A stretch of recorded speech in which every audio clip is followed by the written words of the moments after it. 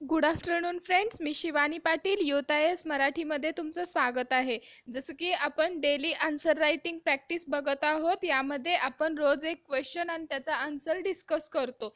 तर चला तर मग आज आपल्या क्वेश्चनला आपण सुरुवात करूयात।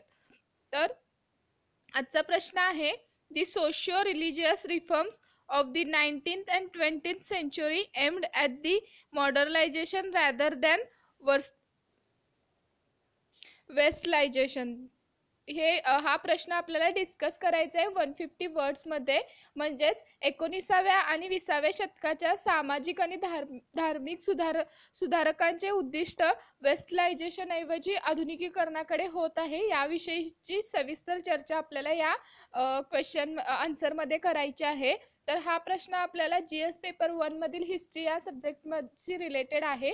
तर हा प्रश्न लिहिताना आपल्याला आपला मेन अप्रोच दृष्टिकोन काय असला पाहिजे की या प्रश्नामध्ये नेमकं काय काय लिहिलं पाहिजे, त्याचा दृष्टिकोन काय असावा हे मी तुम्हाला थोडक्यात सांगतो। तर ऑब्वियसली याची सुरुवात आपण प्रास्ताविकेपासून करतो। तर प्रास्ताविकेमध्ये 19 आणि 20व्या शतकाच्या सामाजिक आणि धार्मिक सुधारणांबद्दल आपल्याला थोडक्यात सांगावं लागेल। त्यानंतर आधुनिकीकरण आणि पाश्चात्तीकरणातील फरक जो काही आहे याबद्दल देखील थोडी चर्चा केली पाहिजे आणि त्याच्यानंतर सामाजिक धार्मिक सुधारणेचे उद्दिष्टीकरण करण्याऐवजी आधुनिकीकरणाकडे कसे यावे लागेल याच्याविषयीची चर्चा आपल्याला या क्वेश्चनमध्ये करायची आहे। यानंतर भारतीय समाजातील सुधारणांचा जो सकारात्मक परिणाम आहे यावरून आपण या उत्तराचा समारोप करणार आहोत। ओके, तर आता इंट्रोडक्शन पार्टमध्ये काय येईल, तर 19व्या शतकाच्या सुरुवातीस संवादाच्या नवीन स्वरूपाचा विकासामुळे सामाजिक चालीरीती आणि पद्धतींबद्दलचा वादविवाद आणि चर्चेत एक नवीन भूमिका मिळालेली आहे। आणि त्याचबरोबर राजा राममोहन रॉय, ईश्वरचंद्र विद्यासागर, स्वामी दयानंद सरस्वती अशा विविध सुधारकांनी देखील सती, बालविवाह, बहुपत्नीत्व, स्त्रीभ्रूण हत्या इत्यादी परंपरा सोडून जीवन जगण्याचा एक नवीन मार्ग अवलंबून लोकांना उद्युक्त केलेले आहे। तसेच ते देशात आधुनिकीकरणाचे ज्ञान देण्यासाठी आणि महिला आणि निम्नवर्गीय लोकांसाठी अधिक स्वातंत्र्य आणि समानता आणण्यासाठी देखील उत्सुक करतात। हा पार्ट आपण इंट्रोडक्शन पार्टमध्ये लिहायचा आहे। तर इथं मी सविस्तर माहिती त्याबद्दल लिहिलेली आहे, तुम्ही व्हिडिओ पॉज करून बघू शकता। त्यानंतर मेन बॉडीमध्ये काय येईल, तर पाश्चात्तीकरण व आधुनिकीकरण यातील फरक आधी आपल्याला पहिल्या पॅराग्राफमध्ये एक्सप्लेन करायचा आहे। तर सोप्या भाषेत पाश्चात्तीकरण ही पश्चिमेकडील देशाच्या संस्कृती आणि मूल्यांचे अनुकरण करण्याची प्रक्रिया आहे आणि दुसरीकडे आधुनिकीकरणाला व्यापक असा अर्थ देखील आहे। ओके, तर आधुनिक शैली आणि आधुनिक पद्धती, विचार जगणे इत्यादी कल्पनांचा अवलंब करणे म्हणजे आधुनिकीकरण। आणि आधुनिकीकरण हा एक बदल आहे जो भूतकाळाचे जतन करण्याचे देखील आपल्याला वचन देत असतो। त्यानंतर दुसऱ्या पॅराग्राफमध्ये आपल्याला 19व्या आणि 20व्या शतकातील सामाजिक धार्मिक सुधारणेचे उद्दिष्टीकरण पश्चिमेऐवजी आधुनिकीकरणाकडे होत आहे याविषयीची सविस्तर माहिती लिहायची आहे। तर यामध्ये ज्या काही सुधारकांचे उद्दिष्ट भारताच्या स्थानिक संस्कृतीचे पाश्चिमात्य संस्कृतीत बदल करणे हे कधीही नव्हते, त्याऐवजी त्यांनी फक्त काही मानवतेसारख्या समाजाच्या विकासासाठी इष्ट वाटलेल्या काही पाश्चात्य मूल्यांचे देखील आत्मसात केलेले आहे।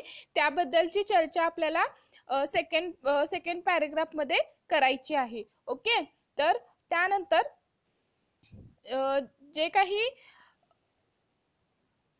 विचारवंतांनी वर्स्टर्नीकरणाचे स्पष्टपणे अनुकरण करण्याऐवजी शास्त्राचे स्पष्टीकरण आणि विधींचे सलगीकरण केलेले आहे यावर अधिक जोर दिलेला आहे। त्याचबरोबर राजा राममोहन राय यांनी पाश्चात्य विचारसरणीचा खूप आदर देखील केलेला आहे आणि तरीसुद्धा ते वेद आणि उपनिषदांचा अत्यंत आदर आणि महत्त्व देखील देतात, त्याला ते खूप जास्त इम्पॉर्टन्स देतात।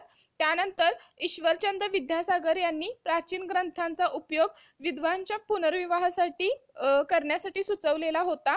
त्याचाच परिणाम म्हणून 1966 मध्ये विधवा विवाहाची परवानगी देणारा कायदा करण्यात आला आणि तसेच वंचित सामाजिक आणि आर्थिक वर्गाच्या हितासाठी भारतामध्ये सामाजिक सुधारणाचा अर्थ पश्चिमेकडे मोठ्या प्रमाणात देखील करण्यात आलेला आहे आणि समाजाच्या संरचनेची पुनर्रचना देखील त्याद्वारे केलेली नव्हती, पण त्याऐवजी याचा अर्थ असा आहे की जीवनशैली आणि विचारांचा नवीन मार्गांचा विद्यमान सामाजिक रचनेत देखील टिकवला जाणार आहे. ओके, तर इथं आपला मेन बॉडी पार्ट संपतो. ह्याच्यानंतर आपण कन्क्लुजनवर येणार आहोत. याचा योग्य जो निष्कर्ष आहे तो आपल्याला शेवटी लिहायचा आहे.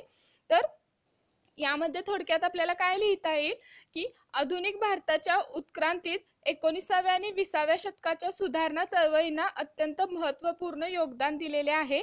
ते समाजाच्या लोकशाहीकरण, अंधश्रद्धा आणि घृणास्पद प्रथा काढून टाकणे हे सर्व त्यामध्ये येतंय. आणि तसेच 20व्या शतकाच्या अखेरीस महिला स्वतः सक्रियपणे सुधारणेसाठी काम करत होत्या. त्यांनी वेगवेगळी पुस्तके लिहिलेली आहेत, मासिके संपादित केलीत, तसेच विविध महिला संघटना देखील स्थापन केलेल्या आहेत.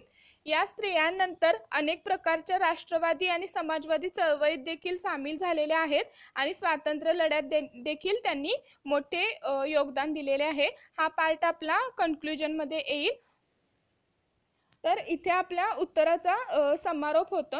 तर या व्हिडिओबद्दल जर तुम्हाला काही सजेशन, सूचना वगैरे असतील तर त्या तुम्ही मला खाली कमेंट बॉक्समध्ये सांगू शकता. तसेच जर चॅनलला सबस्क्राईब केलं नसेल तर सबस्क्राईब करून घ्या. आणि तसेच व्हिडिओ शेवटपर्यंत बघितल्याबद्दल धन्यवाद.